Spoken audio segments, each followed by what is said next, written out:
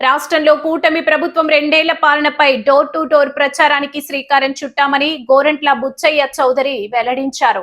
స్థానిక 27వ డివిజన్ ఇన్నీసుపేట వీటి కళాశాల వద్ద నున్న గోగులమ్మ ఆలయం నుంచి ఈ ప్రధాన కార్యక్రమాన్ని శుక్రవారం ఆయన ప్రారంభించారు. ఈ సందర్భంగా ఆయన ఇంటింటికి వెళ్లి 2 ఏళ్ల కూటమి ప్రభుత్వ పాలనపై కరపత్రాలు అందజేసి ప్రజలకు వివరించారు. ఈ సందర్భంగా ఎమ్మెల్యే గోరంట్ల బుచ్చయ్య చౌదరి మాట్లాడుతూ రాష్ట్రంలో అభివృద్ధి, సంక్షేమం 2 కళ్లుగా కూటమి ప్రభుత్వం పాలన సాగిస్తోందన్నారు. పారిశ్రామిక ప్రగతిలో భాగంగా రాష్ట్రానికి పెద్ద పెద్ద కంపెనీలు భారీ పెట్టుబడులతో రావడం శుభపరిణామమన్నారు. రానున్న రోజుల్లో యువతకు 20 లక్షల ఉద్యోగాలు కల్పించాలన్న లక్ష్యంతో CM Chandrababu, deputy CM Pawan Kalyan, ప్రధాని నరేంద్ర మోదీ సహకారంతో ముందుకు సాగుతున్నారన్నారు.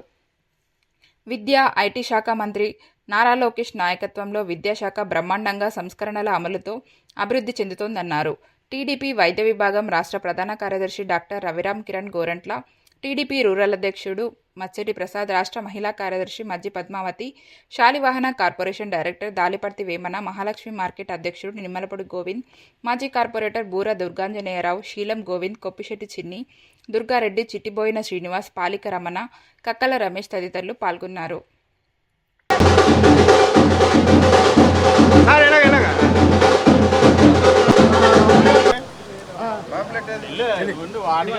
నలభై 44 సంవత్సరాలుగా ప్రజాసేవలో నాకు మద్దతు తెలుపుతున్న అందరికీ కూడా ధన్యవాదాలు తెలియజేస్తూ ఇక్కడి నుంచి చాలామంది బయటకు వెళ్ళారు.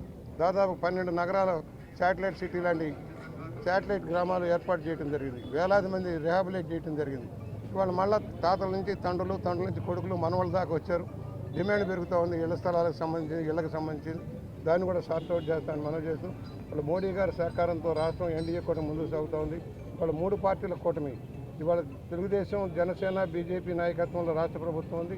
కేంద్ర ప్రభుత్వ సహకారంతో ముందుకు సాగుతున్నాం. నేటి నుంచి కూడా అన్ని పార్టీల వాళ్ళని కలిసికట్టుగా ముందుకు సాగుతాం. ప్రజా సమూహంలోకి వెళ్ళినప్పుడు సమస్యలు తెలుసుకోవడం, పరిష్కారం చేయడం. ఈ పేటను చాలా వరకు అభివృద్ధి చేయగలిగాం. 1-2 చిన్న బిట్లు ఉన్నాయి, అది కూడా శాంక్షన్ ఇచ్చాం. వీటీ కాలేజీ సమస్య ఉంది. వీటీ కాలేజీ సమస్యను కూడా క్లియర్ చేయాల్సిన అవసరం ఉంది. దాన్ని ప్రభుత్వ పరం చేసి జూనియర్ కాలేజ్, హై స్కూల్ కూడా అద్భుతంగా నడపాల్సిన పరిస్థితి ఉంది. ఎందుకంటే జూనియర్ కాలేజ్, గవర్నమెంట్ జూనియర్ కాలేజీలో సీట్లు దొరకటం వల్ల కష్టమైపోతుంది. ఈ కాలేజీ కనుక ఇంప్రూవ్ చేయగలిగితే, వీరేశలింగ పంతులు గారు పరిమితిన ఈ కాలేజీని కూడా ఇంప్రూవ్ చేయగలిగితే ఈ ప్రాంతంలో మరో మంచి అద్భుతమైన కళాశాలగా తీర్చిదిద్దడానికి అవకాశం ఉంది. లోకేష్ బాబు గారిని అడిగాం. దాన్ని కూడా క్లియర్ చేసి కళాశాలని, పాఠశాలను కూడా ప్రభుత్వానికి హ్యాండ్ ఓవర్ చేసి ఇది ఒక మెరిట్ కాలేజీగా దాన్ని తీర్చిదిద్దడం కోసం మేము ప్రయత్నం చేస్తామని సౌన్యంగా మనం చేస్తూ అందరికీ విజ్ఞప్తి చేస్తున్నాం.